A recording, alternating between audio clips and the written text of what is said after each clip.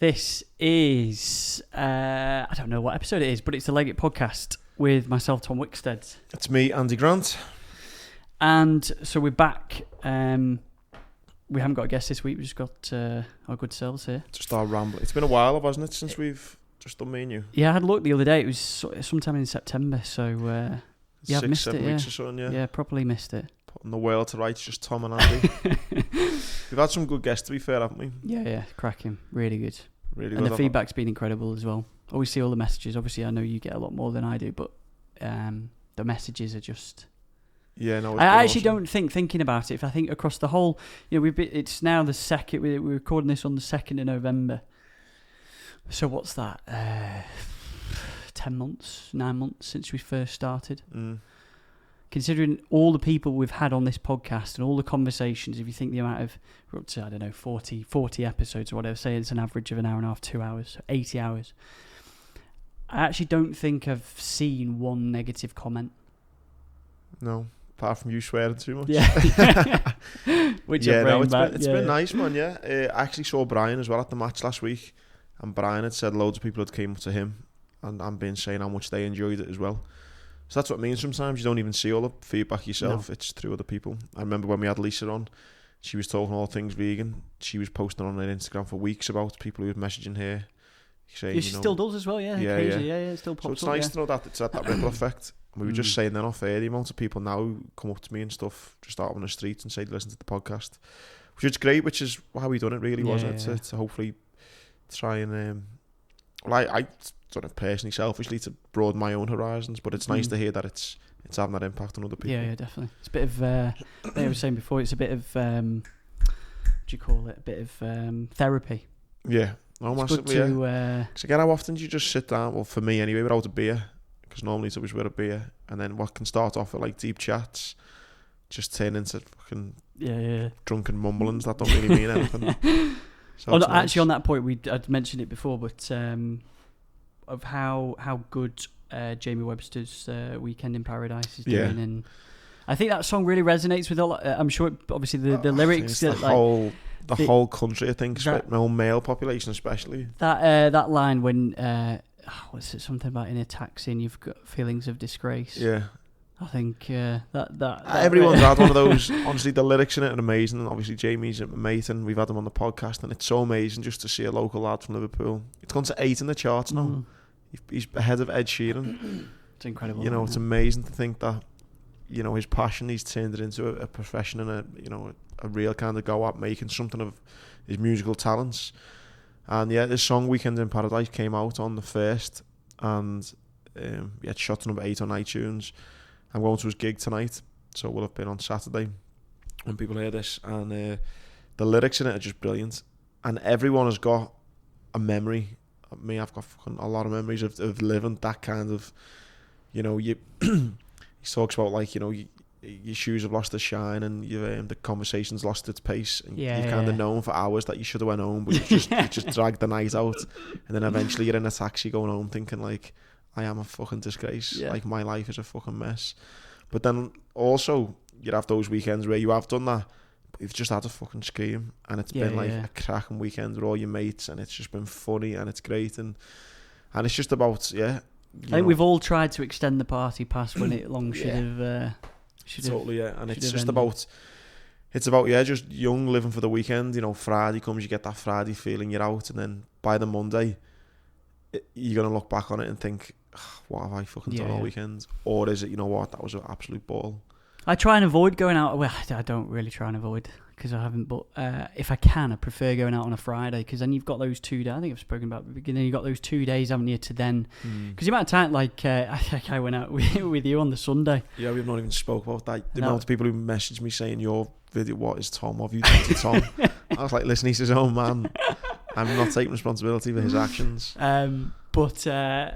Just even like even on Saturdays, if you go out on Saturdays and I can just feel on Monday, just know that is the thing. I think is the one thing that drinking does do to you, and going out and obviously staying out late.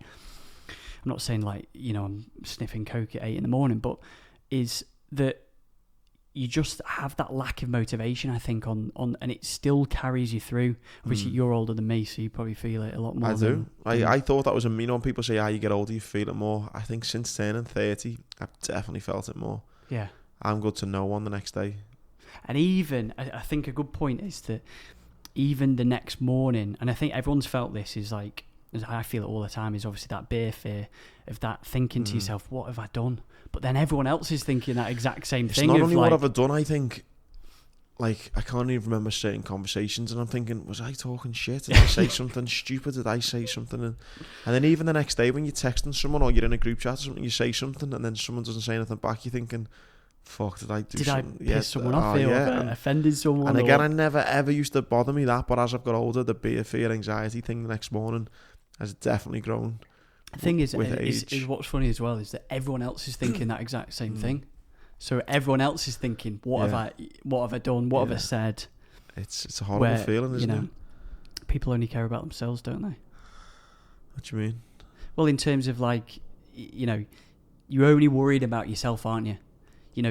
You've on that next morning. I think the point I'm trying to say is that you are only thinking about what have I done, what have I done. Whereas everyone else is thinking that exact same thing. So you just need to. You're not thinking so and so was a dick last night. You're just thinking, fuck, have I? Ugh. Yeah. That cringiness. Yeah. So I mean, for me, I don't even say I get into those states apart from when I watch Liverpool. Like I just can't, because they're so good. Not saying that I need to drink to watch Liverpool, but I enjoy having a drink. I enjoy being with the lads. I enjoy watching Liverpool. So the three things I absolutely love doing. And then there's more. Again, I hate talking about social media, but there's more now ways that next morning to think, fuck, what did I do on social media, or what like story did I do, or what? Well, I woke up the other morning after Liverpool. So Liverpool beat Tottenham 2-1 last week. Real tough game. The fact we come through, we won 2-1. That was me. I was flying. I was out in town in the night. It was great. Got in about 1:30 in the morning, but I've been drinking since about 2. And I got in, and Oppo had been on my bed and rolled round on the bed, and he'd pulled the sheets up, and everyone was on the blanket was on the floor and stuff, and I'm pissed as a fart at 1:30 in the morning, and Oppo was just lying there looking up at me, wagging his tail, and I lie in bed with him and hug him and put it all on my Instagram story, and I woke up the next day with 25 messages, people just replying to my story, going like, what the fuck? Like, this was in like the space of 6 hours. People are just waking up Monday morning, seeing me, my drunken mess, and then all throughout the day. And so it's one of them. I was thinking, shit, should I delete that? But then it was funny, so I wasn't too bothered. But again, it's one of those where you wake up and you're like, fuck, delete that now. Yeah. Shit, don't fucking put that up or whatever. Yeah. But anyway, I know the one you're on about now, actually. It was funny. I was fucking pissed as a fart. But the thing about Liverpool at the moment, they've not been beaten for 2.5 years. You get just such a good feeling to go on the match and watching your team win every week, pretty much. Yeah. So even a couple of drinks to celebrate just turn into me just fucking, yes, we are fucking awesome. Let's go. which is fun. What about your week then? Just busy. So last couple of weeks I had 6 talks last week, and then it was half term. So just trying to entertain Alba. And then I was down in London Thursday and Friday doing a talk for MasterCard, which was quite cool. That tied into their Remembrance Week coming up, because they're part of the military covenant, so they got a bronze award for that, so I was the guest speaker. And then my friend, a good guy, James Joyce Nelson, his name is, he's an actor down in London, living in London, and I took him down. He jumped in the car with me, travelled down to London together, and then I stayed with him. And then that night he's going to be playing Bez from the Happy Mondays in the new year. Mm-hmm. So we went to watch the Happy Mondays in London, which was interesting. Cause they're a bit before my time, so I'm not really into their music. But it was a good gig. Yeah. And I got to go backstage and meet them and stuff, which was funny. And then the next morning woke up with my car clamped, which was fun. So I was meant to be in Plymouth Friday morning, and then that got cancelled because I'd parked at the wrong place in London and my car was clamped. So that made for an interesting Friday morning, and then I drove home from London. It took 6 hours. It's a nightmare, isn't it? Horrendous. That was my week. Very good. Yeah, well, I've said to you before, obviously this is a little bit of therapy, so because I think it's a good talking point, actually. So, unfortunately, my grandma passed away on Tuesday, just gone, actually. So she was in a home for a long time, actually, and I've been meaning to talk about this because I think it's quite relevant, is that, I mean, I actually selfishly really like, in a weird way, nursing homes. I mean, it's horrible when you go in and you see someone... You like them? No, wait. You see where I'm going with this? Okay. Because I come out of those places. So my grandma was deteriorated. You know, been there for 4 or 5 years, and these places aren't cheap. And you know, whatever. She was in there for 4 or 5 years, and you could see sort of decline and things like that. But you come out of I remember every single time I used to come out of that place, I thought to myself, I need to just fucking grab life, because if there's ever a place where you can see and sometimes smell regret, it's those places, because they know that, you know, they try and do activities for them, you know, they like Wednesday's bingo and blah blah blah, but you can just see in their faces that they know that time's up. You know, whether that's, you know, whether they're thinking of conversations that they wish they'd had with people, holidays that maybe they wish they'd gone on, things that they'd wish they'd done. I think it gives you a real set, and that's why I say I like them, because selfishly, every single time I used to come out of that nursing home, it was like, God, like I'm so perspective, yeah, 100%, mate, 100%, because you just get tied up in, you know, we've talked about this plenty of times, but yeah, Monday to Friday you get tied up with bullshit, really. Saturday to Sunday, weekend in paradise. Yeah. And then it's just that hamster wheel keeps going, and sometimes you need those, you know, those things to... Yeah, you need those moments, interactions to give you perspective on things. To pull you back and think... You know, because we all have these thoughts in our mind of, you know, I'm going to do that, I'm going to do this is what I really want to do, I want to set up maybe this business, or I want to do this, or blah, blah, blah. But you just suddenly the time just passes you by, and next minute you are that person that's sat in that home watching Pointless at 3 o'clock, just thinking to yourself, you know, what if I'd done this? I should have. And so I've heard you talk about it a lot of times, is like unfulfilled potential, and that ties into regret and that sort of thing. And so yeah, it was tricky. And then there was another lady who was there who looked after my grandma and stuff, and she was full of being like, still, you know, she shouldn't really be in that home really, but it's just such a weird place though. You know, the nurse is doing an incredible job there to people come in and pass away, and then to try and, you know, that it's just, but yeah, so that was I'm sorry to hear that, man. Yeah, no, it was in a way, is it, you know, when people are older and have been sick for a while, is it kind of better that she's now gone, is it, or was I think there's a point of like, because you expect it, don't you? You know, it's like if someone, we've had a few friends of mine who, you know, a guy was just taken away suddenly. Unfortunately, he was in a skiing place in France and got hit by a lorry of all things, and then someone else fell off a bike and just hit the head funny. So those sort of things are obviously just catch you out of the blue, don't they? Yeah. But when you've seen someone slowly start deteriorating and that sort of thing, you kind of come to that it's... I think that, you know, with my mum, you know, in a weird way, she was diagnosed with leukemia in May and she passed away in September. So even though that was relatively quick, I think in a way it helped me dad, because my dad would have been fucked if she had just dropped dead one day.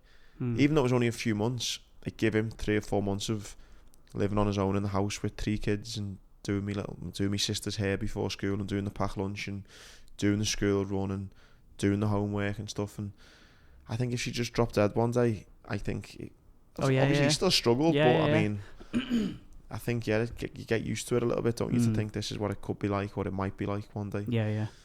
And so having that, I suppose some people take it, I don't know what I'd be like, you know, if suddenly one day they said, look, and you hear, you know, we had Dave Bolton on, and, you know, for some of the stuff, and you think, Jesus Christ, how'd you keep going, you know? And so I don't know whether I'd be that. So if, let's say, you know, unfortunately in your mum's position, or, you know, where you've got that time span of 6 months to live is you know, I feel it must be just so incredibly hard to you know, there's 2 roads to go down. Do you go down the sort of sulking route of, you Nice enough. like it's all it, or just suddenly then go through the 6 months, which you see people do if they just go fuck it, and you've spoke about it before, Disneyland, do all these stuff, but then obviously the limiting factors, money and all that stuff. It's hard to suddenly I want to go to Fiji, but it's fucking 30 grand. But it just gives you that thing about life, doesn't it? I went for dinner. The guys who booked me for MasterCard, they took me for dinner afterwards, and really nice guy and his wife, and they were talking about just about they've got grandkids now, and they were saying they love the grandkids, and they didn't realise as grandparents just how much they would dote on these grandkids. And one of the reasons why is because obviously they didn't spend as much time as maybe they would have liked. Well, the guy didn't, because he was out working all the time, which is obviously what you do, and they've got a nice life from what it seems, talking to them for a few hours. But it was that funny thing. There's no right or wrong answer, but it's like the guy who's turned around and says, right, he told me like a little story, like an analogy. It was about a fisherman or something, and a fisherman goes out one day and he fishes until 12 o'clock, gets the fish that he needs for the day, and then goes home and spends the rest of the day with his kids. And someone come along at 12 o'clock and said, why are you finishing at 12? You could you could fish till 5, and you can get the fish for a week, and then you could then employ more people, and then you can then buy a boat, and then with this boat then you could get more fish, and then you could do all that, and then if you do that for 20 years then you could have all the time you wanted with your kids or whatever. And he says, but I do all that for 20 years when I'm doing that now. Yeah. I work till 12 and I've got my time with my kids now. Yeah. And it's like that thing of, what are you working for really? You're working for 20 years to spend time with your loved ones. Or you can do what you need to do that day and then spend time with your loved ones. And there's no right or wrong answer, because you work hard and you put yourself in a great position, and you can have more time with your grandkids, for example, and stuff, or have the nicer holidays or the nicer this. But there's also that simple aspect where you think, what, I'm going to do what I need to do today and spend time. Yeah. And I'm a bit more like that now. I think, I'm not a millionaire. I've still got plans what I want to do and things like that. But I do what I need to do, and I'm trying to just spend time with Albert and my friends, and do the things that I enjoy. Yeah. The sad thing is the people who have that, I'm going to keep working, because then when I'm 50 or whatever, 55, they can, but then still have to keep working because haven't unfortunately reached that point where they can, So it's a fine balancing act, isn't it? And it is, and there's no one's right or wrong, are they? If they want to work every hour God sends to create a business or to get the money to hopefully have a better life in years to come, very commendable. But again, I don't think you can have a go at the person who likes doing not the bare minimum, but likes just doing a little bit, and then this is my time with my kids now. Yeah. That's just as I saw Dan Bilzerian put a tweet out which said something like, "When is enough?" I seen that. Was it when is enough? I wonder what he was thinking about. Yeah, I wonder what he was. When is I enough? think he's such an amazing person. I know he's a bit controversial and stuff, but we'll be on to it now because it's like 6 or 7 minutes long. But how does it work posting videos on YouTube? Because I want someone to clip the last 7 minutes or 6 minutes of his podcast with Joe Rogan. It is fascinating. He pretty much describes me, right? I swear to God, in a sense, as in, I say describe. That's not why it's fascinating, by the way, because he describes me. I don't mean it in that way. I mean, is that your lifestyle? No, he's not talking about his lifestyle. Unfortunately, he tells a story about he throws these crazy parties for injured American soldiers, and he says he got to meet this American soldier. He brought him out to Vegas and started partying with him and stuff. And he says they're all girls walking around, hot chicks, and there's this guy, American soldier, ex-Marine, who'd been blown up, lost both his legs. And he says he pays this girl, he says, a fuck ton of money to go and fuck this American injured soldier. And he says the next day, he's sitting there and he's hungover and he's tired and he's rough. And he looks at this American soldier who's got the biggest smile on his face ever. And Dan Bilzerian's like, what the fuck are you smiling at? You're not fucked. And he's like, yeah, but look at me, I'm I'm having the best time ever. I'm having the best time ever. And he just says, this Dan basically says on Joe Rogan's podcast that this guy just had the best attitude. He was like, you could have a really shit look on life. You've been blown up, you've lost your legs, but there he was, hungover, and this guy, which I'm guessing has a similar lifestyle to a lot of veterans who have, for whatever reason, been able to turn it into a positive. And I put myself in that bracket in the sense of, like this American soldier talks about, he's like, if I hadn't been injured, I'd still be just another number in the Marines going to another fucking shit all around the world. Whereas now, I'm getting pensioned off by the Marines. I'm getting paid to go around and motivate people. I've been on, kind of ski trips through military charities. I've made great friends, and this American soldier says, like, I'm out here partying with you. I just fucked this super hot chick last night, and he's talking about all these positives. And Dan Bilzerian just says, it's about perspective in life, and it's about how you view things. And he tells a story about a Chinese farmer. Have I told you this one before? Yeah. It's good. Yeah, it's worth mentioning though. And it's just the last 6-7 minutes of his podcast. And I think anyone who looks at Dan Bilzerian and thinks he's a dick, he's a deep thinker, and he's a cool guy, and he's got a good few good few points. He did talk. He did talk about on another podcast I saw on. It's called London Real, I think. Of the problem, and it's a fantastic position to be in, is that because he's got sort of in inverted brackets best in class girls. He's got a chef that cooks him the best food. Yeah. He flies everywhere private, so he can't he's hit that level where there's like you can't go more than that. You can't. Yeah, he goes on incredible holidays. He's got a house in Vegas, got a house in LA. He's got a house somewhere else. I think Aspen. And so he can't then go he can't get any further than he then has to, because he mentioned that one of the best times he's ever had, and he said you don't actually need that much money to have a cracking time. It's all well and good him saying it, but when he was with his mates next to a fire, I think they'd just done mushrooms or something, and they were just laughing about just nothing. And so true, yeah. I had it with a few years ago. I went my friend sponsored the Grand National, and I got to go on a private box in the Queen Mother stand. And on the Friday I was invited into the Queen Mother stand, which is like the top box in there, like a 6-course meal. You walk in there, and there's a young lad or a young girl there saying, "Hi sir, what would you like to drink?" Whatever you want to drink is there, whether it's champagne, beers, orange juice, cider, whatever. It's just there you go, and you're just getting bloody bell fed these drinks all day from like the champagne breakfast. So 10:30 in the morning. The racing doesn't start till 2, but you're there at 10, 11 all afternoon. And on this particular day, the Grand National Trophy was there, so I'm holding the Grand National Trophy. I'm in, like I say, Queen Mother stand, looking down on the balcony, down at everyone. Sir Alex Ferguson's in the box with me, Sir Jeff Hurst, all these politicians, all these millionaire business people, and there's me, bloody scallywag from Bootle, holding the Grand National Trophy alongside Alex Ferguson. It's like, wow, I had an amazing time. The next day I was going to races again. This time I was going with my dad, his girlfriend, and my sisters. A couple of mates were meeting there. Walking up, and my dad's girlfriend says, "Andrew, got this. I'm not paying bloody £8 a drink in there to rip off the prices in there.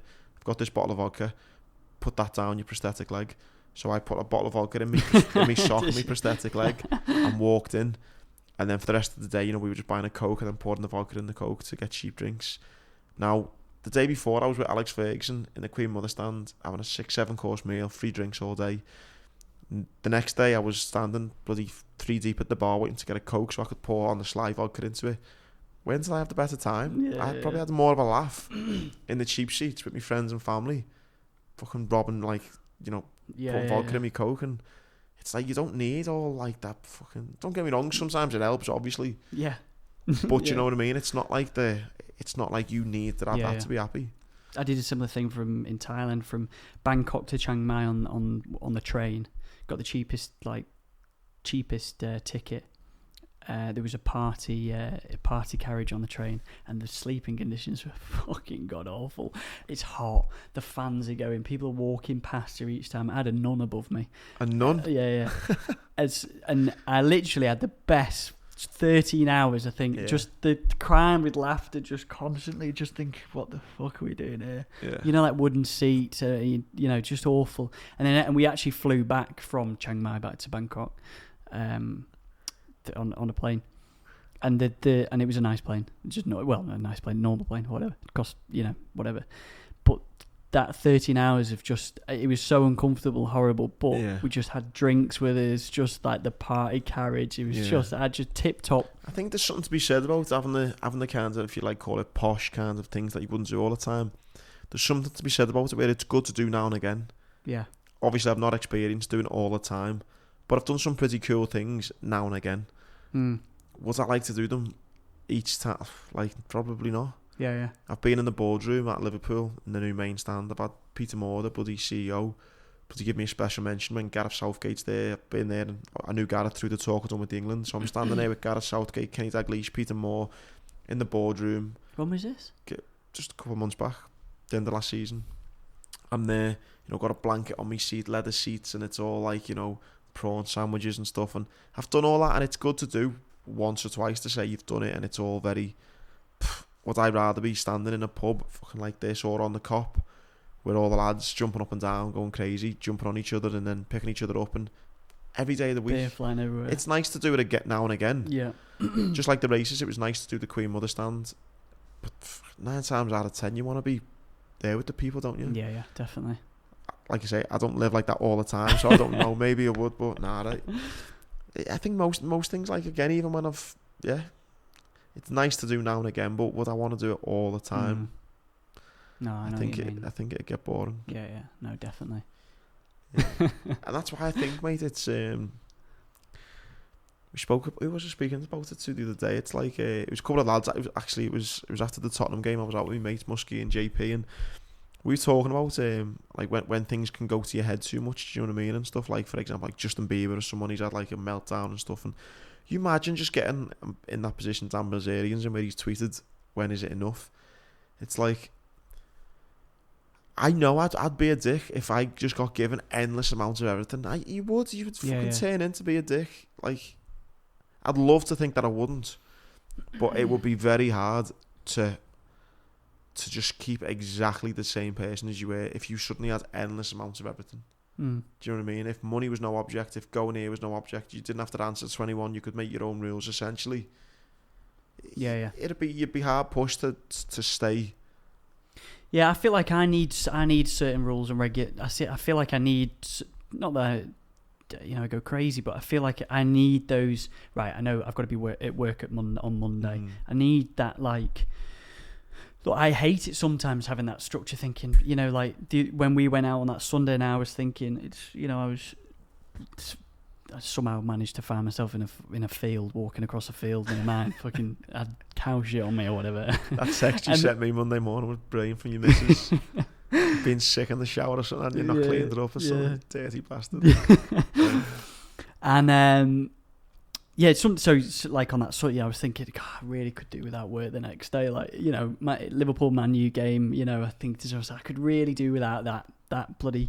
But then I as much as I knock it, I need that kind of, like, I know what I'm doing. I can't, I need that structure and that sort of, like, pulling back sometimes of, I'm there on Monday. I know I'm going to Oxford on Tuesday. I'm there, blah, blah, blah. Do you know what I mean? That's what I mean. People think that they'd love not to have it, but it's like, we spoke about it loads. That's what when I really struggled, when I didn't have none of that. You think it'd be great, and it's all right for a little bit. But then... Because everyone always wants to be their own boss. But it's pretty difficult to actually. Everyone thinks the grass is always greener. Yeah, I know someone, and the most ungrateful person I've ever met in my life, and they always think the grass is greener. You just feel like shaking them and saying, "Look, just be fucking grateful for what you've got and what you've." Do you know what I mean? You're so lucky. And again, I remember on a Sunday, I used to love a Sunday session. Like, I love a Sunday session. 4:00 kickoff on a Sunday. I love it. And then all my mates would be like, "All right, I need to go now. It gets like 8 or 9 o'clock. I'm in work tomorrow." And I'd be like, "Fuck, come on, stay out." I never had work, and I'd be always, "Come on, last man standing." And it was great for a bit, but then you get to a point and you're there Monday and then Tuesday, if you've got none on, and you're like, "Well, this is feel pretty miserable now." You're hungover still. You're thinking now all the beer fear that we spoke about, and you've got nothing to get you into gear again. Get you in, because as soon as you when I rocked up at work on Monday, and we've all been there, we've been hungover in work, and I remember someone used to say that they never used to drink on a weekend for some reason. They used to say, "The only day I drink is on a Thursday, because at least I can get paid to be hungover on the Friday," which I thought was quite good. But I've lost my train of thought. But yeah, you need. I certainly need that like that structure and that pulling back, because my friend Kev, I went to see in New Zealand. He said, like, he regrets the amount of like hangovers he like sustained in his like early 20s, and the fact that he didn't do more. He's now at 30. Just things like, you know, getting up in the morning, going to Snowdon, going to Lake District, going and trying paddleboarding for the after weekend, going camping, climbing a mountain, doing this and that. Like the amount of weekends you just woke up. Just wasted. Just completely wasted. Going to the bloody drive-through McDonald's, coming home, sitting there watching a film because you're too fucked to do anything else. Yeah. Do you know what I mean? Imagine how many times you've done that. Rather than thinking, come on, right, let's go and do this. Yeah. And that's it. You know, as soon as you know, if you do have that structure on Monday, or you've been out on Thursday and you've got work on Friday, you know, as soon as you start getting busy and doing stuff, you've worn it off already, haven't you? Yeah. And you're starting to feel better. Whereas if you start sulking at home, the worst thing, my missus is dreadful with hangovers, and she just has to just sit there eating an ice lolly like that, just shake, like, come on, just get it, because as soon as you know, but it's funny how it's linked though, I think, to that what you're saying about your nan that passed away. Did you call it your nan or your grandma? Grandma. Either or, yeah. Nan or grandma. But it's that perspective. I think again, even as you get older, like, I think, you know, you're looking back on, you're thinking, oh, right, I need to like not do that anymore. I need to, come on, I'm getting older. I need to, you know, and age is not a number to me. I try and live life just normal, but definitely as I'm getting older, you do think like, right, come on, I need to fucking do this, do that, and I've already started setting myself kind of goals to think, right, I want to have a go at doing this in the new year. I want to try and get better at this, and it was through listening to a Joe Rogan podcast, and he talks about, you know, trying new things that you're awful at, just to keep your brain working, keeps your brain active. Yeah. So I've started going on the pads. I've not like boxed a day in my life, but like I'd like maybe to next year do like a white collar fight. Would you? Yeah. Yeah. So I've been doing that like 3 times a week for the past 6 weeks. So like just doing an hour and a half a week on the pads, learning, you know, the proper stance, throwing a proper punch, you know, defending yourself, etc. Not saying I'm bloody Rocky Balboa. What about the like comedy thing? I don't know, that's on the list, yeah. Golfing lessons are on the list. Yeah, you should, yeah.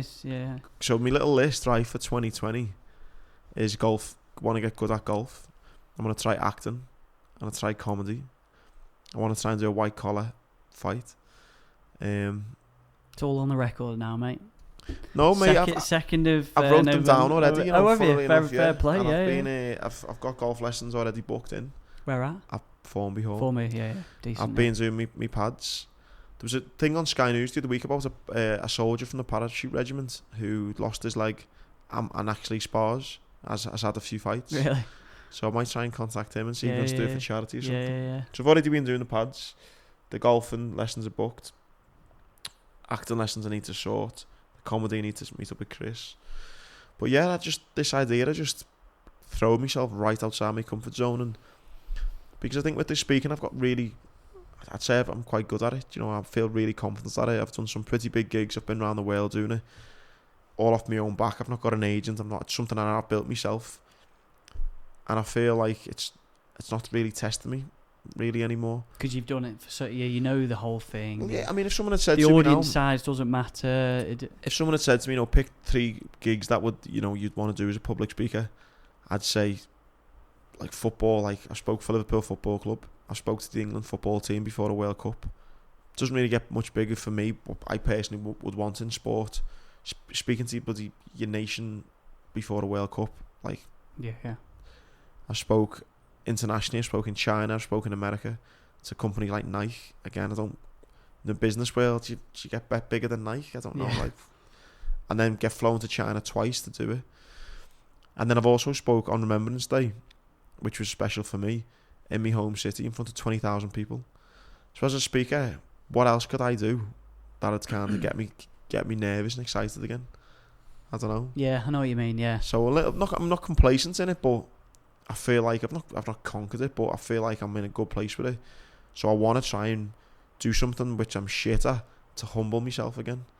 And also, it can feed back. You know, it's still more. I don't know if content's the right word, but it's more let's just call it content that you can then pull across into keep evolving the speaking. Totally. And so Joe Rogan was saying like he does stuff all the time and he's awful at, just to kind of, you know, give himself a reality check, you know, humble himself, and also to get better at stuff. Definitely. You know, keeps your brain working, growing, learning, just by, you know, okay, I want to try chess, you know, and get good at chess. So that's my new that's the new vibe I'm working on at the moment. It's good. No fucks November, I suppose you could call it, if you do it all in November. Yeah, exactly. Instead of October. Like, the pads are so good, you know. Yeah. Yeah. It's obviously a different story when you start getting punched back. At the moment, I'm just throwing and defending a bit. Everyone's got a plan until they're punched in the face. Yeah. No, it's been real good fun. Yeah, it's been brilliant. So that's I've always wanted to, and again, all stems from what's happened this week. Is learning. I know it's a bit mental, but I've done it once. Done one skydive. I thought to myself, I'd really enjoy learning to skydive. So I've looked into it a bit more, and it's not that expensive actually. To be fair. Do you know my top tip? Go on. Which I've thought about doing in the past. Go to Spain and do it. Yeah. Because you can't guarantee the weather here. So everyone I've spoken to says just go to Spain for a week or two. Do get it there. In the bag, yeah. That's good call. Because if you do that in the Lake District or something. I did it in the Lake District, yeah, that's where But if you get like a week and you've got to do X amount of jumps, if it's bloody cloudy one day, you can't do it, then it's a day wasted, then you're having to cram them in and then you might not get them done. Right. So go to Spain where you're going to get good weather. Yeah. And then I think I mentioned, which I haven't pulled through on, is my little lonely trip to North Korea. Have you booked it yet? Have you? No, I was at the computer the other day and I was thinking, it's a strong shout, man. Fuck. It's just like a tour, and I think alongside this week, obviously it's been shit with that, but I've just had a feeling of like, I don't know, like not that life's same, but I've just had a feeling of like I just don't know where I'm. You know, like I'm not lost, because lost isn't the right word, but I just need something else, you know.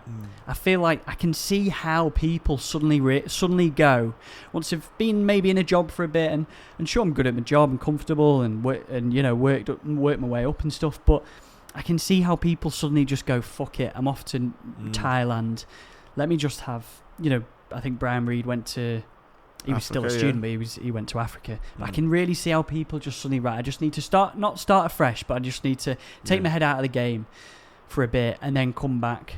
And it doesn't stem from, you know, my Nampas. It's just like, I was going to say, is there something that's been there, but then that's kind of tipped you over the edge a bit? Yeah, I think, and a bit like, I don't know, just a feeling of, I think we all get it someday. And look, you know, maybe this is me being stupid at 27. Of course, you haven't got everything figured out. You know, you haven't got everything figured out at 40. And I can see how people have, you know, midlife crisis when they're, you know, 45, 50 or whatever. But I just get this feeling that, and it really sort of stemmed towards with works, things happening at work and stuff like that. And we all go through, you know, shit weeks and good weeks and bad, you know, all that. I just got to a point where I think something just needs to change here, you know. I've got, you know, I can't complain. Got, you know, obviously got my missus, got a house, blah blah blah blah blah. We do this, fucking love doing this. You know, if there's a way to do this, you know, I just fucking enjoy it. So I love doing this. This is like such a relief to talk about things. You know, I enjoy like editing it. I enjoy, you know, just the whole thing. I just fucking love it. And I just get to a point, I think sometimes that I just need a switch from something, or need, you know what I mean? So yeah, by the way, if some people from work do listen, so this isn't like Tom's quitting and doing podcasting full time. No. But I just like I'm really envious of. I'm more than happy to say this. I'm really envious of some people who have managed to pull this off, what we do, and have been able to pull it off full. You know, I'm talking full everything time. From, you know, it doesn't have to be podcasting or filming. I'm talking like, you know, even Jamie Webster, you know, or, you know, yourself is a good point. You know, you've got the likes of Kugan Cassius from IFL TV who just goes around filming boxing, which he fucking loves. You've got anyone who's got the passion and makes it work. Yeah. Which is such a hard thing to do because it's so hard to get past that. Like, we all enjoy, you know, people enjoy cycling, and obviously they're not going to be the next Bradley Wiggins or whatever. But there's some things you can control, and so that's where I'm just trying to sort of. And it's so funny that I think some people who are, I wouldn't say the negative, but for example, I think my dad and my sister's are good examples of this. Is like when they maybe see my lifestyle, which I'm fortunate to have in the sense that I can kind of, I wouldn't go like Joe Rogan's my kind of hero. I think like he's kind of got it nailed. He's, you know, does the podcast and he really enjoys that. He does his commentating, he does his comedy, he's got his family, he's got his dog. Like he's worked himself super hard to a position where he doesn't have to do anything he doesn't want to do. And I think one of my favourite lines from it's from the film The Gambler. I like having a gamble. One of my favourite films with Mark Wahlberg in, and that guy in it, and he says, in fact, mate, get it on YouTube, because it's only like a minute long clip, and it's a fucking great little thing about life. And he just talks about getting yourself in a position of fuck you, where you work hard, and if someone asks you to do something, it's like, fuck you, I don't need to. And I think Joe Rogan's kind of like that. He's got himself where, if his latest podcast he was mentioning, someone said to him, you know, he wanted Joe to appear in the film, so the film reached out to Joe's management, and the management said Joe's not interested, and the guy was like, nah, bullshit, I know Joe, he's my mate, I'll ask him. So he texted him and said, mate, you're up for doing it? And Joe said, no, I'm fucking not doing it. And he was like, why'd you not do it? And Joe said, well, I fucking don't like doing it, so I'm not doing it. And I think when you try and explain that attitude to people who, you know, obviously have to work 9 to 5 and stuff, and obviously it's not everyone can be Joe Rogan, I understand that. But for example, my dad, who's worked 30 years as a fireman, or my sisters who just work office jobs, they just think that's like so far unachievable. It's not even, it's like, you can tell when I talk about Joe Rogan, or I go to the example for them, I say, right, I want to learn comedy, I want to go and do a white collar fight, I want to go and play golf. They're like, oh, fucking just get into the real world. I can see them thinking to me, fucking, it's bullshit, what do you do? Like, just fucking that do glass ceiling. Yeah, massively, yeah. Yeah. And I think, so a lot of people find it hard to even allow themselves to dream to be a little bit like Joe Rogan. Yeah. And I'm not saying it's right, but for me personally, that's who someone I aspire to be like. Just for the sense of, again, I watch so much from him, but he's like, I'm pretty fucking happy. Like, I'm happy. Like, and it's because he fucking does what he wants when he wants. Like, he's worked hard. And I don't just mean financially. I mean, you don't like, mean just fuck you money, because a lot of people have got that, and like, it's good to but it's doing something and with it. Do you know what I mean? He says, I want to go and learn how to bow hunt, I want to go and learn how to do this, I want to, then he does it. Do you know what I mean? Mate, type in The Gambler. The Gambler. The Gambler. If maybe even put like the speech or something, it might come up. Kenny wrote. No, that's not it. No, The Gambler is a speech. Maybe. Oh no, that one, yeah. This one here. If anyone's watching on YouTube, then you'll see the full... Make sure this is the right one first. Yeah, forward it a little bit. He's a pretty big actor him as well, isn't he? What's his name? This sound is shite, isn't it? Mike, go try a different one. It's the... Yeah, if you can go down on it. Yeah, who's that actor? What's his name? Mark Wahlberg. Yeah, position of fuck you. That John Goodman. That's it there. Yeah, it's on for a minute. Yeah. There we go. What the volume shit on it. Yeah, it is shit on it. Anyway, yeah, it's called The Position of Fuck You. John Goodman in The Gambler. It's one of my favourite scenes. And he basically just says, you know, yeah, look, what's that say? This probably be the financial advice speech for most people. It's just basically saying, like, you get yourself into a position where you don't have to answer to the bullshit. You can do what you want when you want. You know, your manager says, hey, go and fucking do this. You say, fuck you. You know, I don't know, it's just a position where you're happy and you don't have to do anything that makes you unhappy. Essentially. There's a lot of people who probably drive into work now on a Monday morning just thinking, fuck you. Listen to the podcast this morning, fuck you, I'm not doing this. And then lose a job, and then the mortgage company, banks call and think, actually, it's probably not the best idea to and that's what I mean. It's not, and obviously it's a film. It's just me talking shit now on a Monday morning for anyone who's listening, but it's this just idea of, I just wish there was a way that more people could break those glass ceilings and realise that, you know, you have got to pay your mortgage, pay your bills, pay your taxes, go to work. I get all that, but just try a little bit more to realise that, again, the whole, you know, your day will come when you're too old and you are on death's door. Just make sure you make sure you do those things that you want to do as well. At that nursing home. Do you know what I mean? Have self-discipline to wake up that, you know, even if you are hungover on a Saturday morning, wake up that bit earlier and spend the time with the kids, or go and climb your mountain, or go and work on a little business idea, or do some hobbies, and not just have this 9 to 5 job that I fucking hate because I've got to, and that's what I've been conditioned to do. And And it's all it's very easy saying it. I know it is, but I mean that's why I try and work hard with the speaking that I do to get myself in a position where I fucking just do what I want. Like. Yeah. And I see it with my missus when she comes back, and I'm sure some people can relate. It's like you suddenly, and then we've talked about this before. It's like you get back home from work because you're knackered a lot of the time, and then you sit there and you think, fucking hell, I've just spent 4 hours from like 7 p.m. milling about. Well, it is milling about. Yeah. TV's on in the background.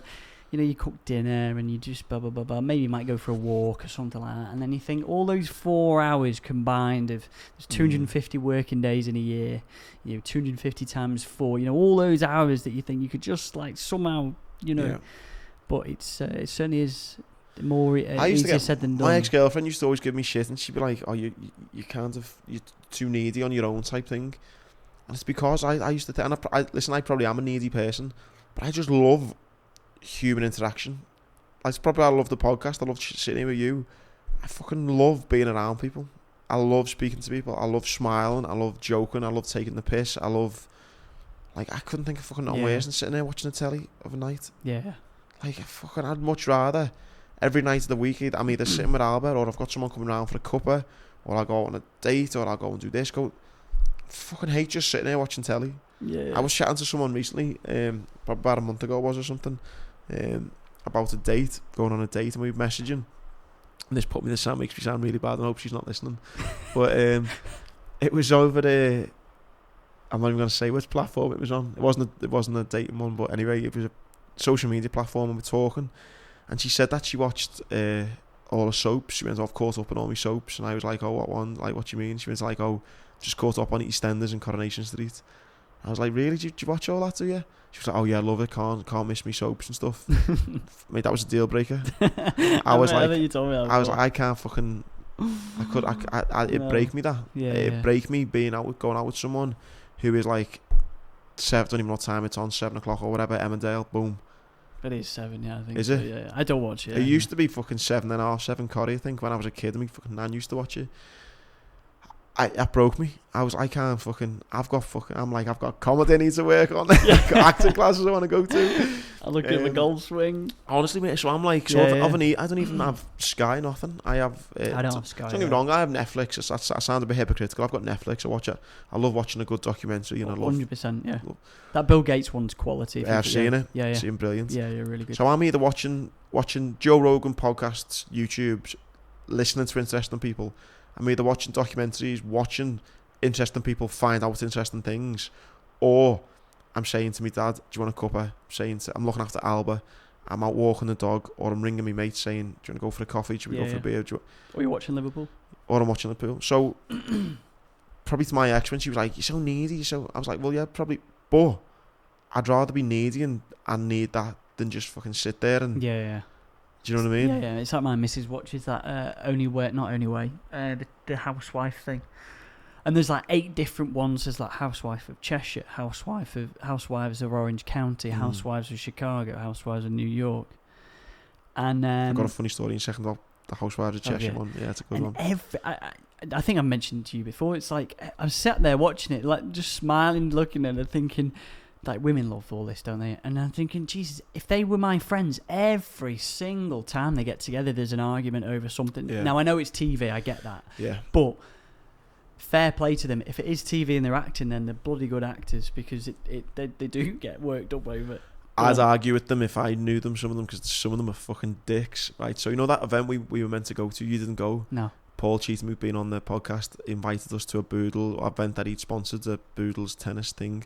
It was amazing. Paul was great, and I got introduced to his friend Seema. She's off the Housewives. Yeah. She is amazing. Her husband's great, and his son were great. Stay friends, really nice people. We're all there, and then we got invited to this after party at someone's house in Cheshire. The guy whose house it was, really nice guy, and it was really good evening. Big house. Oh, fucking crazy! Like, they're all world, it was another world. It's another world. And I thought it was quite fun up until I got to like 1 a.m. I thought, fuck, I'm the only Scouser here. How am I getting back to Bootle? And then fucking 60 quid later in a taxi, I was like, yeah, that was a fucking good idea, wasn't it? Anyway, I'm at this house party, and fucking she won't listen, so I can just say what it is anyway. I'm sitting there, and this woman, I said, oh, like, what's your story then? You know, how are you and all that? Like, who are you here and all that?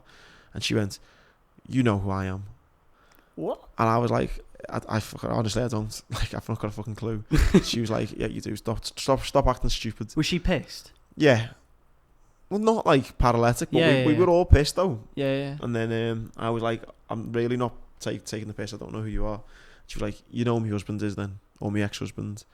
I said, I'm not being rude here, right? But I genuinely I know fucking one person over there. I've just, you know, it's just one of those house party things that you just tag along, and before you know, you're in a room with loads of strangers, and you're like, this is fucking funny, isn't it? Yeah. And what a dickhead. She was a fucking dick. Anyway, it turned out it was Jibril Cissé's ex-wife. So her name is like Lord or like Madam Cissé or something. Really? Yeah, because he bought a bit of land in Cheshire, and it was that big that the land came with a title. So there was that joke. He was like Lord Cissé or something.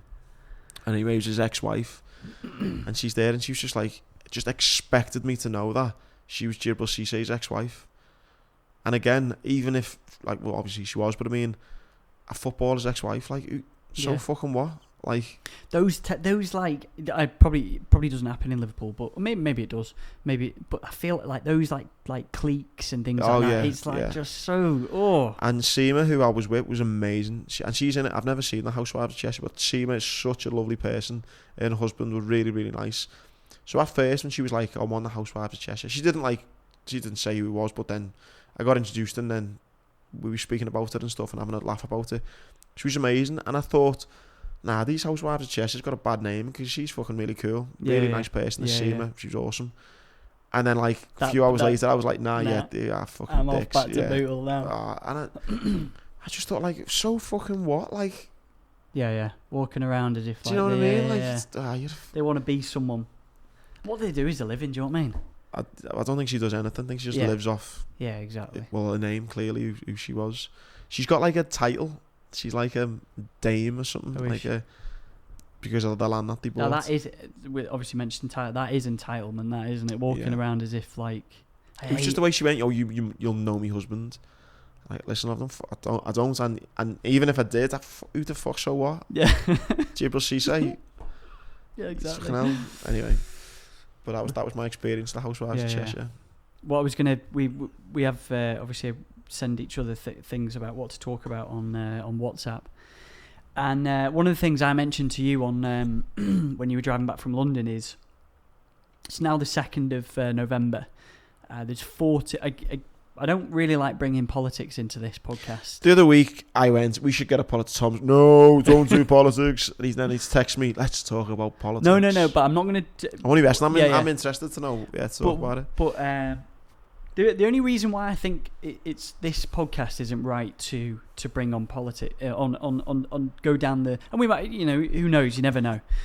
But I feel like it's a little bit of a respite, our little thing that we've created here, and people obviously, generous enough to give up their time to listen to us ramble for an hour or so, sometimes 2 hours, and it's everywhere. It's been going on, I feel like, for 4 years, and this is like a little like haven that people can sort of escape from. Yeah, totally. We try and be true to our, we try and say it how it is. We try to talk about shit things that are going on, whether that's right or wrong, or and so and that's what people, you're totally right. And people are kind of like, people are always, do you not plan it? And I was like, no, we turn up and go, all right, mate, how'd you? And that's it. Yeah. And I think people do like that. So you are right that you don't want to. And also, I know how fragmented politics can be, and how people, will fight to the end for certain parties and that sort of thing, and it divides so many people. And I'm more than happy to put out stuff, behind the person, behind this microphone. I'm more than happy to obviously have opinion, but on something like this, and say that I'm sitting on the fence and getting splinters on the fence, but I'm more than happy to do that when it's so dividing as politics, and and there's. I just think whatever opinion you have on it, you're right. Even though it's not a fact, it's your opinion. You're still right and wrong to people. Yeah, people still think you're right. People still think you're wrong. I know now my opinion on this. Right, people will go, well, you're a fucking dick. You can't say that, or you shouldn't think that. Because my opinion on it is, and I'm not going to vote. So I know already people will go, well, that's fucking stupid, you should vote. I'll go into my reasons now. But one of them is, I don't fucking trust any of them. They all talk shit. All of them. Even that Johnny Mercer, right, messaged them on Twitter. Definitely really game to go on it, yeah. Messaged me back and forth a couple of times. What, the podcast? Yeah. He went, email me, really keen. But he'd done it on like the platform where everyone could see. So it looked like he was really keen getting on it. Emailed him. Still not fucking heard nothing. I might end up eating me words. He might end up coming on. But I just think it's an example where you can't trust any of them. So this 40, so it's whenever the election is, whatever, on the 12th of December. So this 40 days, I think we've all got to, I'm preaching to the converted here because we all know the script here. We're all about to be sold the world. It's going to be complete bollocks. People will promise the world. I've worked in sales before and still work in sales to some extent. And, when you are selling something, whether it's right or wrong, the truth is bent somewhat. Mm-hmm. If people have asked me before, how's the culture at blah blah? Yeah, we've got a fantastic culture. Blah blah blah. I don't say, oh yeah, Susan from accounts is always fucked on a Thursday night and comes in and can hardly work on a Friday, or Derek from sales is off his head on gear all weekend, and then of course you don't. And so this 40 days is just going to be complete and utter salesy sort of spiel that people want to hear, that will mean nothing. I think I genuinely think that a lot of politicians do go into politics first off because they believe they can change things. I genuinely do believe that. I don't. Do you know? I think some of them do, yeah. Not all of them. I think that they think it's maybe a little. It's easier than it is, and I think that they can put their spin on things. I generally do believe that they go in there not thinking that, oh yeah, we're going to make ourselves, you're going to make so much money and blah blah blah blah blah, all that. But then I think when they're in it, they realise that actually it's a lot harder than it is, and we then have to play up to these things, and we need to be that person's friend. And it's exactly the same in a company. If you want to work your way up, you'll join a company. They'll say, yeah, you've got really good progression. You've got really good chances of progression through the company, and this is what Sam did. He was worked on the reception, and now he's the commercial director or whatever. But it's bollocks. So that's my... I think, though, with that, maybe some of them do go in to make a difference and make an impact. I also think, though, not many of them have got models. And if you do, and this isn't me knocking them, because who knows what I'd be like. I've just mentioned there, if I suddenly won 100 million tomorrow, I'd probably change a bit because it'd be hard not to. And I think sometimes, and I've got a friend who's very, very wealthy. I'm not going to mention who they are, but very, very wealthy. But super, super down to earth, but crazy wealthy, lives down south, and are invited sometimes to some of these dinner parties that people have and stuff. And they're a good friend of mine, this person, and he tell me how fucking inbred it all is. How, like, once you're in the circle, whether it's wealth or politics, and they all link together, it's so fucking inbred. It is so many backhanders, so many this, so many that. And the divide has never been bigger. I've seen it myself, and I've heard it from the other end, from the other side of the fence. And I think when you go into politics, you might have the best intentions in the world. I want to make a difference. But once you kind of get into the realms of it, and you see just the beast that it is, and the kind of benefits you can get by forming that beast rather than opposing it. And even when you think, you can oppose it and you can make a difference, you realise how difficult that task is to oppose this beast. The easier thing to do is just to jump in it. Yeah. And I think that happens a lot. You could be a young, early 20s, I want to make a difference, and then you go down to Downing Street, and then you get your 70, 80 grand a year, you get your expenses, you get your this, you get your invites to here, you get your there, and then suddenly, that campaign he went from in the working class to being, let's do this. Suddenly you're the one now that's getting first class trains to London and claiming it all back, and listen, but I do it differently. I wouldn't go into it in the first place, but I mean, you can understand, you're now getting. So I'm not knocking it in that sense, But I'm saying you're going to have a pretty strong moral compass to say no to all the other Definitely, no, I things. agree. And relating it back to the workplace, it's like the same way that people sometimes go into workplaces thinking, I'm going to change this, or I'm talking senior management wise, like I'm going to change the culture. And then once they're in it, they realise actually, Jesus, this is a beast and this is difficult. And then they sort of... And then you have to then start picking your battles, don't you, then, and stuff. And anyone who's listening to this going, well, that's bullshit, because if it was me, I'd fucking stay true to myself. Let's throw this little thing in. Let's say you're a delivery driver, right? And you're fucking bang on with your morals, and your moral compass is sound, and you're all about what's fair and what's right. You've got 20 deliveries to do that day, and I ring you up. You're on your £100 a day, and I ring you up and I say, "All right, Tom, it's Andy. What my package delivery? When's it getting delivered?" You say, "Oh mate, you're 19th on the list. It'll probably be about 6 o'clock tonight." I go, "Oh fucking hell, mate, I need it early." "Yeah, mate, I've got to do it to this time. You're 19th. There's nothing I can do." "Listen, Tom, I'll give you 200 quid if you drop it off first." You go, "Well, okay, it doesn't really matter because no one else has bothered what time they get." "Okay, I'll do yours first, 200 quid. Now, people will go, "Well, that's alright because you're just a normal working class lad and it's only 200 quid and it's not." It's the same thing, just on a bigger scale when you're in politics.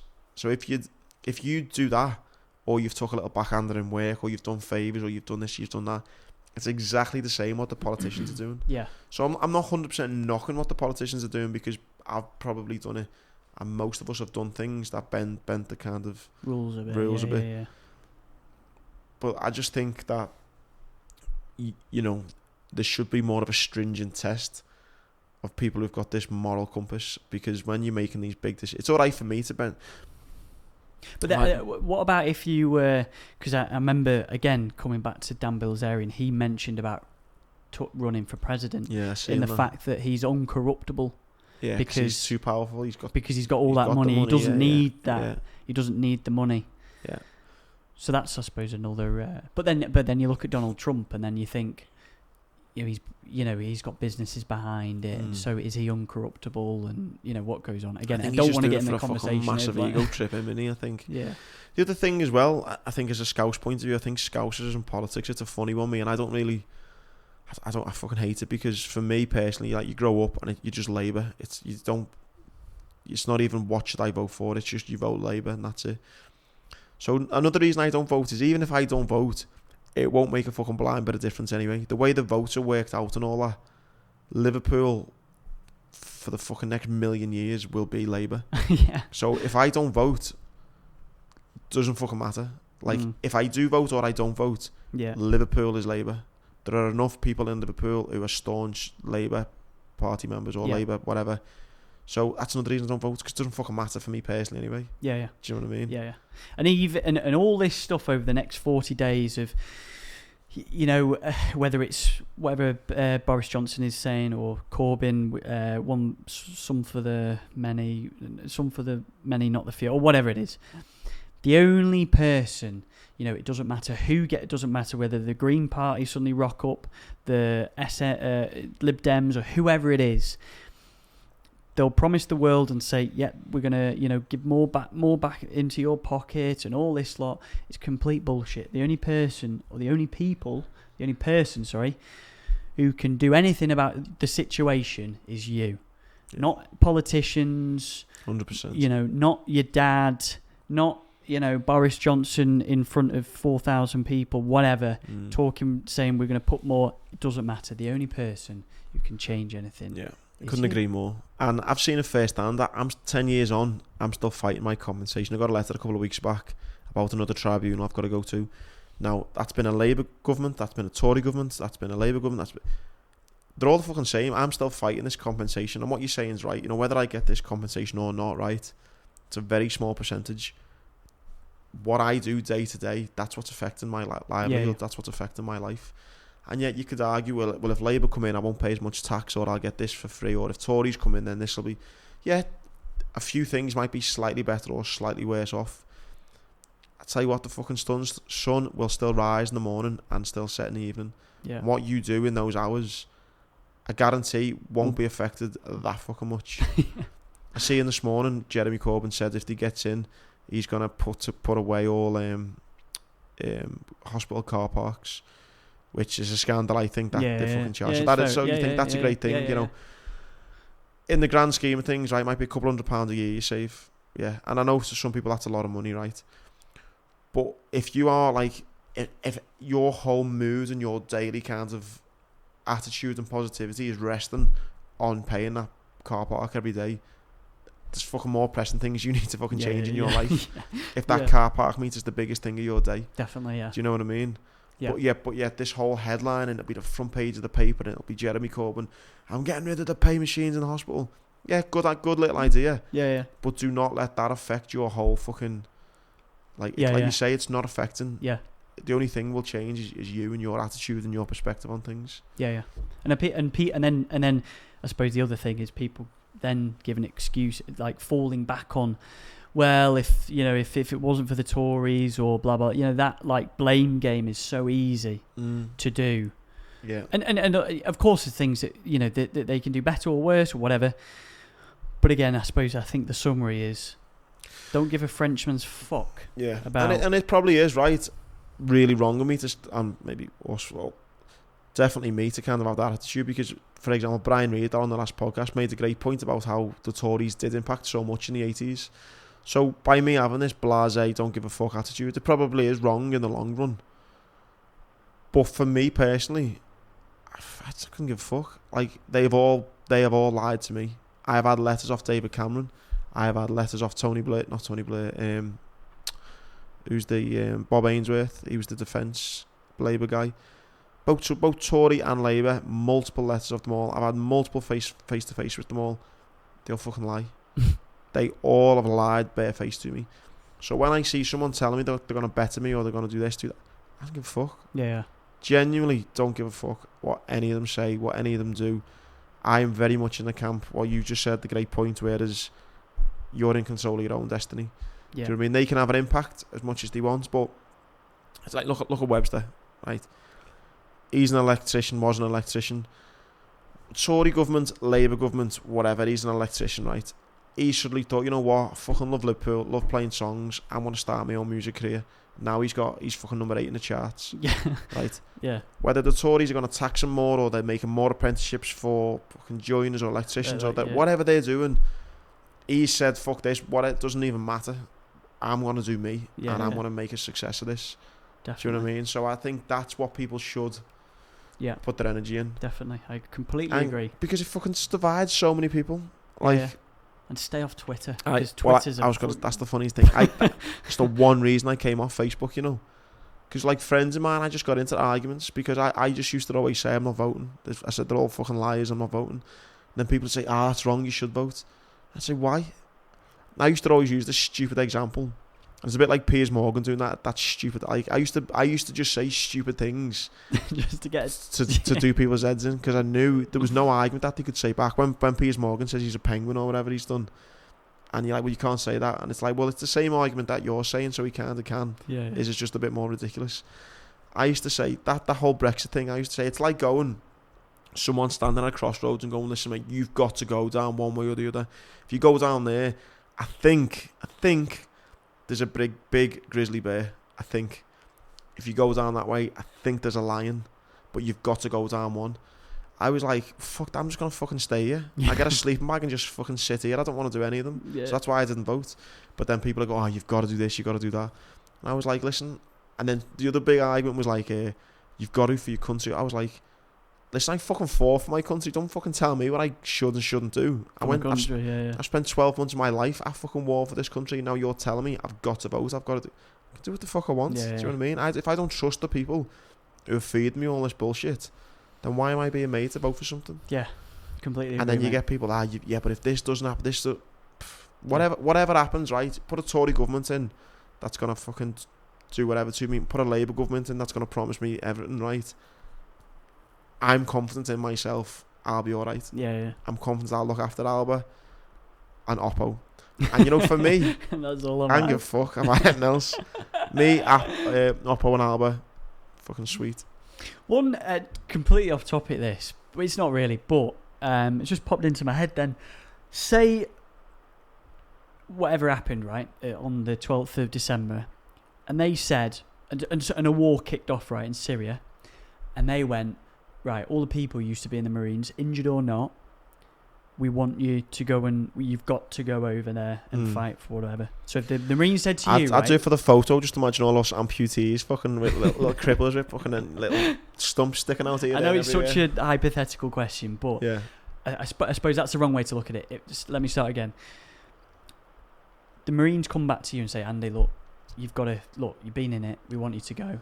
And it's like an encryption or not encryption. What would you? Inscription. Something. Yeah, you have to go. Yeah. Wait, say you don't have to go. Conscription. Yeah. All right. Say they go, look, we really want you to, I know you don't have to go over there and fight, but we really want to. Would you say yes or no? No. Fuck no. Not that like it. I'd do again if our country was in danger. Like, if it was back to being like being bombed and the bloody Germans were bloody at the at the coast and you Normandy. Can fucking see them coming in. I'd be the first one to pick up arms. But while everyone's still living their fucking best life here, fucking sell boomerangs on Instagram and they're fucking sending me off to fucking Syria. No thanks. But fair enough. Yeah, but if the country was going to war again and they said anyone with military experience, we need you, we're about to get invaded. Yeah, of course I'd go and do my bit. But no, my days on playing Robin Hood and going out there and doing long gone. Yeah, no, I wouldn't bother then. Yeah, no, fair enough. But I just wondered, yeah, and I'm just like older and wiser to it all now, in the sense that, again, like I loved my time in the Marines and stuff. Like I wouldn't change any of it, but just there because I went to Rocket and Ruby and obviously watched your power presentation, which I've never done before, and it was fantastic.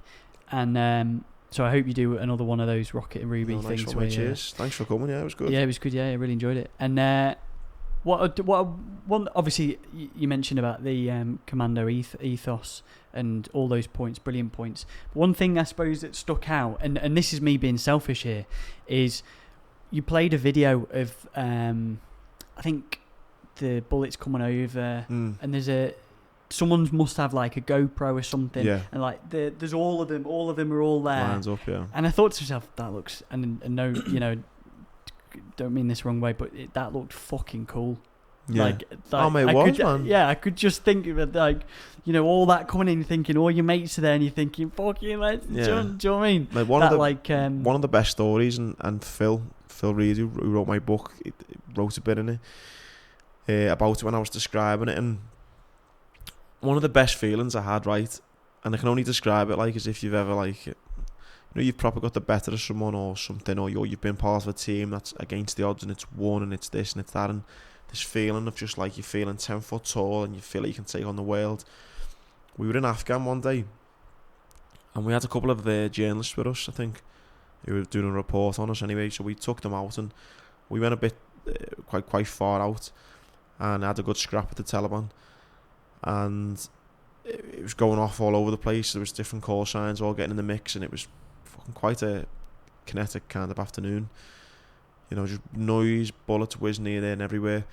We finally pinned the Taliban down, and then we pinned them down. We were attacking them. And then we had called in mortar fire. We called in artillery. 500-pound bombs were getting dropped. You're in the firefight. You're picking any stragglers off running. The snipers are going in. It's fucking cool as fuck. It was cool as fuck. And I remember this feeling, right? We pinned them down, we suppressed the enemy, and it was right, lads, come on, we're gonna get back to camp. And we start off in this big kind of this big company snake, going back into camp. And I remember looking back, right, and I'm with all my mates, the adrenaline's pumping, you've been getting all the rounds down, you're firing machine guns, fired like 200-300 rounds. You're throwing grenades through doors. You've pumped up to fuck. And I'm looking round and all my mates are there. None of us have been injured. And I turn round and you could just see this sight of just plumes of smoke. Like destruction almost. And it sounds really medieval and maybe wrong of me to think this, but when you've just been in a fight and you think we've just fucking battered them. You can hear them, they're still firing artillery. You just hear going over your head. You're looking around and there's like plumes of smoke, fire, and you're thinking we've won, and it was fucking amazing. Yeah. It was just like you felt cool as fuck, So I'm thankful I've got those memories of like being in it with the lads, and you've done that job that you loved.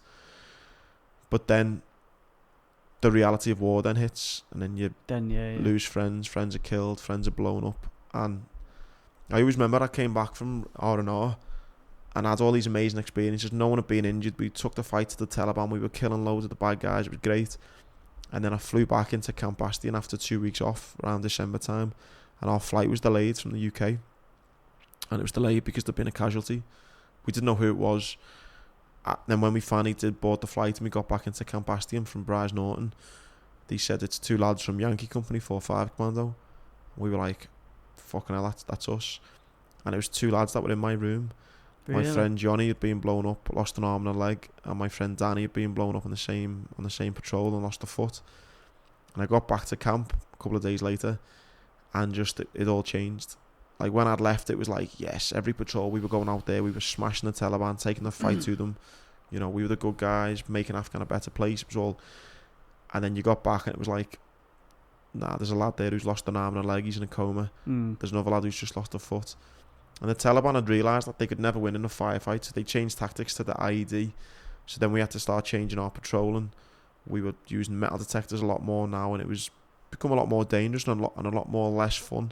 There were still fun times, but that kind of, it wasn't carefree, but that kind of, right, this is fucking mega, let's go and fucking shoot all the bad guys, that kind of was a little bit taken back a little bit. And then that's when the reality comes in. So when I think about potentially joining the Marines again or going to war in this hypothetical situation, I've done it, man. I've done it.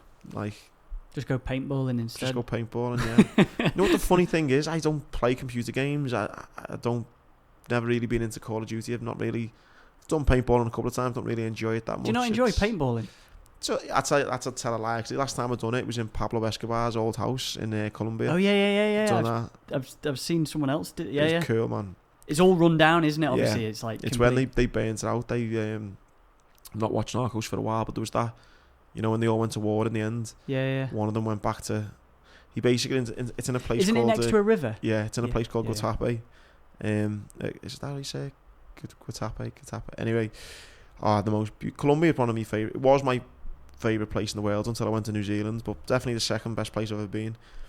And you get this boat to this island, and it basically used to just take all his mates there, about fucking 100 prostitutes, loads of fucking drugs, and just all his gangster cartel mates, and they just sit on this island for a couple of weeks or whatever, however long, and just party like fuck. It's an amazing place. I mean, it's an amazing island, and that's it. In paintball and Pablo Escobar's mentioned. That's it, yeah. That's it. Yeah. Fucking quality. It's fucking amazing, yeah. Yeah, so that's it. You do it all around there, and obviously you got people from all over the world who are travelling, and then I do normally hate paintballing. I don't hate it, but I don't. Do you know what? Fine. I think I'm not trying to downgrade Iraq or Afghanistan here by any stretch of the imagination, but does it not? Because you know you're going to get hurt a bit. Obviously, you know you're not going to get killed. Yeah. You're with like your mate. You're usually against another team of mates together, whether that's your mates or complete strangers. Yeah. And you've got that, like, you know, there's different tasks. And well, that's what I was saying. Normally, I've done it in the UK, and I'm like, this is fucking shit. But then when I was doing it there was people from all over the world, different thing, and we were like, I found myself getting proper into it. I was like, right, lads. You know, when you think someone's that, like... You go to the right, you go to the left. One of the scenarios they do is someone in the other team has to go Pablo Escobar, and, like, we're the bad guys trying to go and get him. And you're going so he's got no gun, or he's... I think he's still got a gun, but, like, he's got a different top on, and you have to fucking go and kill Pablo Escobar. And then the other time you're defending him, and then the other time you've got to take... It was good fun. It's really good fun. Yeah, they always, like, capture the flag of good and things like that. And I love all that. It's good fun, isn't it? But there, it was in his own... They had loads of horses, loads of stables there, so they went and burnt the whole house out, and you do it in the stables. I wonder who owns the house now. It must be that paintballing company then, I imagine. Then. No, it's still like... The funny thing is, from what I remember, it was last year or 18 months ago that I went, Pablo Escobar, because he had so much money, and obviously a lot of it was cash, a lot of it wasn't going through the books, he just owned so much property. Yeah. So when he kind of died and they kind of went after all his money, his assets, you couldn't really prove what he had and what he didn't have. So when he was kind of saying to his mates, you look after this for me, and I think the fella who owns that, it's like, was it Pablo's? He's like, well, no, it was mine. And what can the government then do? Well, so there's loads of like mystery on how, like what you do. Like, if I give you something, but there's no record of it, or I don't know how he's done it, obviously, but so there's loads of properties and there's loads of things that are still his or was in his name that now people have, and just everyone always talks about the amount of rubber bands that he had, wasn't it? To, you heard all those stories. He used to spend something like $2,000 a month on rubber bands. The funny thing is about Pablo Escobar, I mean, I went to his grave, and like there's an old guy there who washes his gravestone every day, cleans it every day, because he built like 200 houses or something, and he brought his family out of poverty. So this old guy goes and cleans his grave every day, and then you get tourists there like snorting a line off his grave. That's like another thing that everyone does. Mad, isn't it? But no, what I found in there is as funny as it is to an outsider. He was a knob. Like, he caused so much pain and misery to the people of Colombia. So it was fun. It probably is a little bit disrespectful, to be fair, of going and doing paintballing and basking in his old properties. But yeah, he caused a lot of pain and misery to the people of Colombia, which is really sad when you get to hear about it. Yeah, because we all have that image that he is... Like he gave so much money to Robin build Hood. School. Yeah, Robin Hood. Yeah, perfect. Exactly. Yeah. But it wasn't. And someone said, he did. He built 200 houses, but the Colombian government don't even have. So, for example, he called it like Escobar Heights or whatever he called it. They don't even have that now. It's called something else. Like, they were on a map. They won't even acknowledge you because they don't want anything to do with them. Really? Yeah. And it's like that saying. I think I said when we spoke about it last time. Like, how many houses are you allowed to build? Like, okay, let me kill 1,000 people, but I'll build 200 houses. It's it doesn't fucking work like that. You can't kill loads of people, drug loads of people, fucking cause all this death and misery. But say, hang on, listen, sorry guys, let me build a couple hundred houses and call it quits. Like, it doesn't fucking work. But anyone who wants to visit Colombia, I mean, especially in Medellin, they put in so much effort to try and show people that it's much more than, cocaine capital of the world. It's it's a fucking cool country. Yeah, I'd love to go. A lot to do there. I think it's the most biodiverse country. I think, with all the flowers and the plants and the animals and species. It's after Brazil. It's an amazing place. People are so friendly in Colombia, especially in Medellin. And they're really protective over the is it coca leaf, isn't it? That is the cocaine. Is it? Is it coke? Something, anyway, it's the leaf, which they're obviously still allowed to grow because it's a way that farmers get. Yeah. Obviously, it's just used for cocaine, isn't it? But they're really protective over that plant because the US government have tried to, have been trying to spray certain set areas of it to try and get rid of it, try and stop it. Really? Yeah. Then it's such a big, if you're a farmer, do you either grow that coca leaf and get, I don't know, whatever, or do you grow a banana that you're going to get That's so complex, isn't it? Yeah. The thing is about that, all that as well, which is really interesting. We spoke to his bodyguard, his old bodyguard, and it was at the cemetery, and his bodyguard was basically saying, and I think that's what the problem is with. I sound like a hypocrite now because I watched a lot of these films like Scarface and like Goodfellas, and you see the gangster lifestyle, don't you? And you think this is cool as fuck. I'd want to do that as well. And then you're seeing one of his bodyguards. I think he's been on documentaries. You recognise his face. A bald chap. Yeah. So called. He's got a name, isn't he? Something like. Begins with a P, I think. Popeye. No. Popeye. Is it Popeye? Yeah. So you speak to him. Popeye. Right, you speak to him, and he's been in the thick of it. Like, he's been there when the fucking shit's hitting the fan and that. And he says, out of the whole all years he was with Pablo, he's like, don't get me wrong. There was sometimes it was great, like prostitutes everywhere, all your mates, parties. That last a week long. You're in a beautiful Colombia, weather's amazing. You're on this tropical island.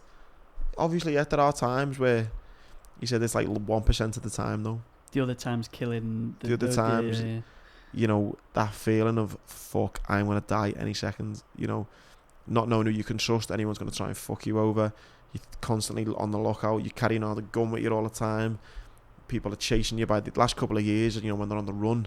If it's not the police, it's other gangs. Yeah, and I think when, that's what the sad thing is. Like, I wish, some of these bloody youngsters who want to just go into life of drugs and crime and stuff, you should go and speak to people like that. I think that's why Well, like Paul Walmsley was great. The yeah, fact that he's kind of been on both sides of the fence and he can come and mentor young people now, because not that I've ever been in that world, but going to Colombia and seeing all that kind of stuff, you realise that there's only one way it's going to end, and it's not good. Is there a lot of money floating around? What's the capital? Bogota?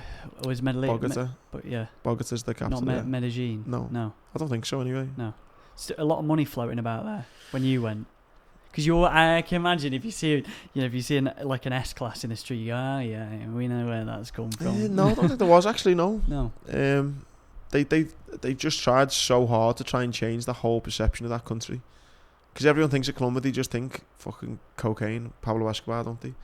But they've worked really hard, and there's so much to do there. I don't think that Netflix. No, they hated it as well. Has helped the whole situation. The actor was from Brazil as well. Apparently, his accent. Everyone he played hates it. on that Netflix thing, Pablo Escobar. I mean, you couldn't. I mean, but yeah, apparently they could, because they said his accent was shit because he's Brazilian. Ah, right. So he's speaking in a different dialect, if you like. That's one of the few things I've ever watched with subtitles and really enjoyed it. Because a lot of the time when you see, you think, oh, jeez, you go through Netflix, you think, something looks good, and then you think, Jesus Christ, and then it's in Spanish or French. I got to go to his prison that he built. That was cool. His own prison. Yeah, the one that they built. Yeah. You're just up in the mountains, and it's just this long, creaky road to get up there. So it was obvious that which is where the last bit of that first series was. Yeah, when they run away, isn't it? Yeah, they get away out of it. Yeah. No, it's a great place. Yeah, brings back good memories. Seeing all that now was so funny. Yeah, we were there, and there was I was like, "Oh, you go to the left, you go to the right." I'm like running, doing like big dives and stuff like that. There was a big muddy puddle. And then by the end of it, the guy was like, right, guys, everyone have fun. And everyone was just like, yeah, it was good. I'm like covered head to toe in shit and just like, yeah, fucking yeah. But it was it was a good laugh. At one point, I think one of the girls, like, she'd been shot in the hand, give up a gun. I was like, I'll take that. I've got two fucking guns like this. I love it. It was good. And there's always one, isn't there, that like really proper, like, the guy that plays video games and thinks he's like, never been in the army or whatever, or and never Call of Duty expert. Yeah, and it's proper incoming. Yeah. I've never played that. I've always thought it was weird. I don't know, a lot of people do. A lot of the lads in the Marines used to play it, but I used to think it was just so weird. I lived on Football Manager when I was a kid. I was fucking addicted to Championship and Football Manager. But then I got to like 15 and just stopped playing computer games. Yeah, I've never been one for computer games at all. No. But I know loads of my mates at 27, 28 going online. Are you online yet? No. Yeah, well, fuck off. No, I don't do any of that. But again, I think as well, it's more as you get older, and what we were saying before, you just kind of value your time. And I'm like, I want to learn how to do this, I want to learn that. I don't want to sit there. If I'm not being productive doing something, then I feel like you feel wasted, don't you? Yeah, definitely. So, right. Sorry, before we round off then I know we jumped ahead to fucking Pablo Escobar fucking in Colombia, but on the politics one, to end on that. So will you vote then? Yeah, I'll vote, yeah. Yeah? Yeah. You're going to say who, or you're not going to?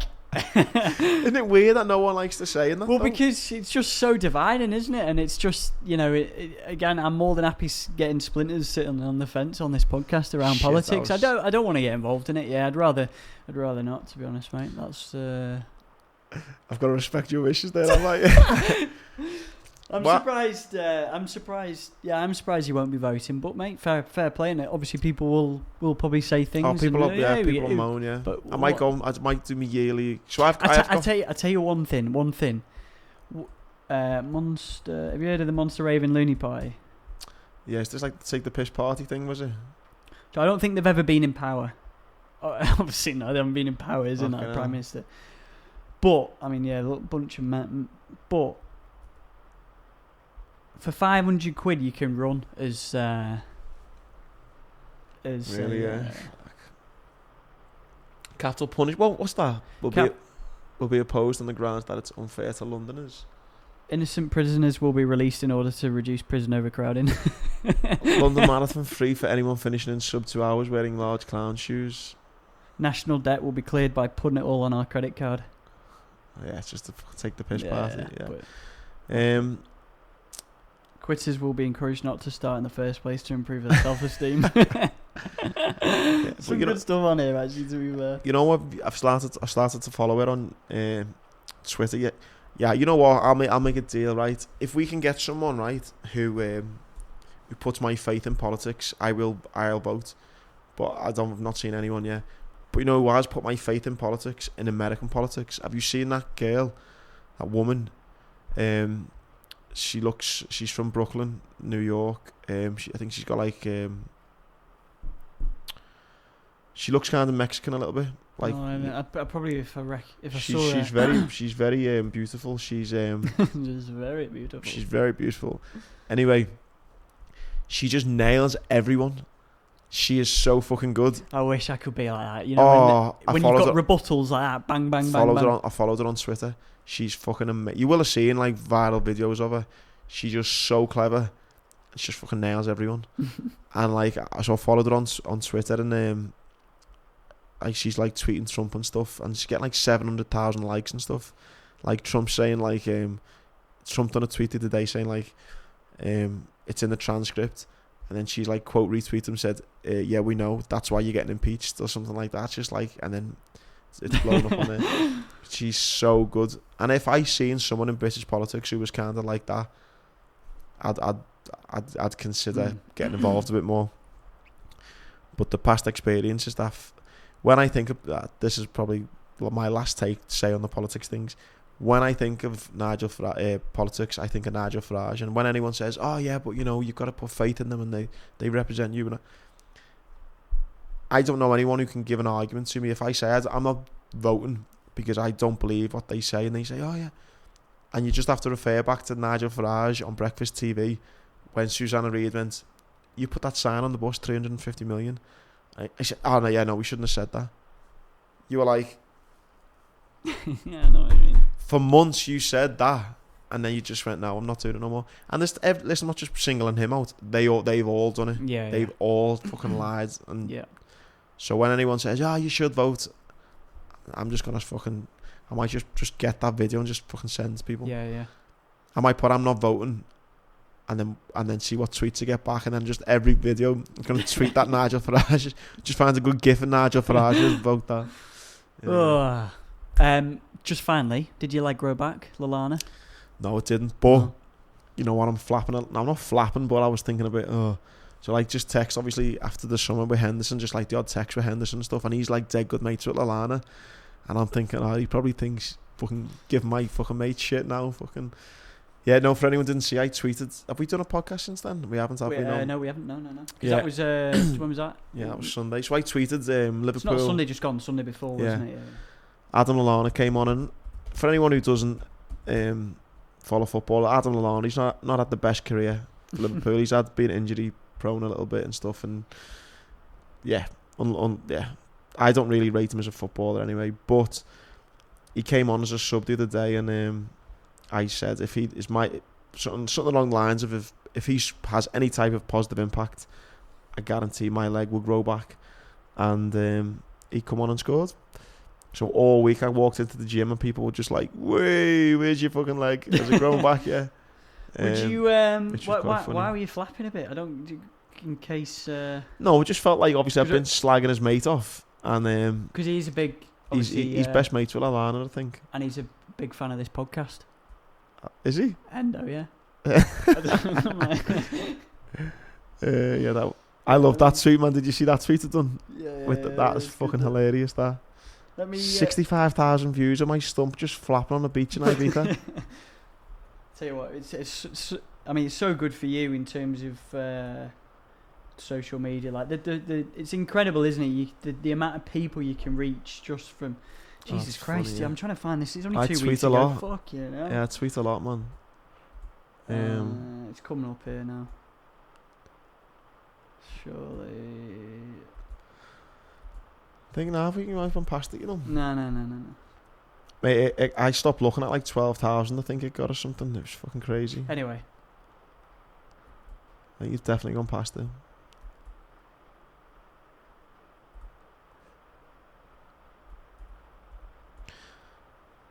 Right. You've definitely gone past it. Anyway. Right.